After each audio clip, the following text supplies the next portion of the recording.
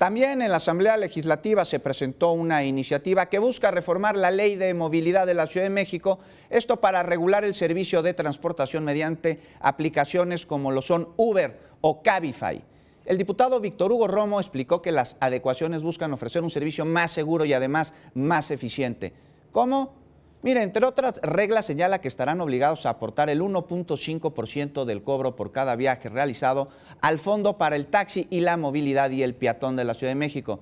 Además, las unidades deberán de contar con calcomanía cero, deberán de tener 4 puertas, tener aire acondicionado y, muy importante, deberán contar con seguro de viajero, además de cinturones de seguridad, bolsas de aire delanteras y radio. Escuchemos lo que agregó el diputado. También se retiran restricciones y con esta se reforma. Se permitirá recibir mediante pago de tarjetas prepagadas no bancarias y el sistema de pago en tiendas de conveniencia mediante monedero electrónico.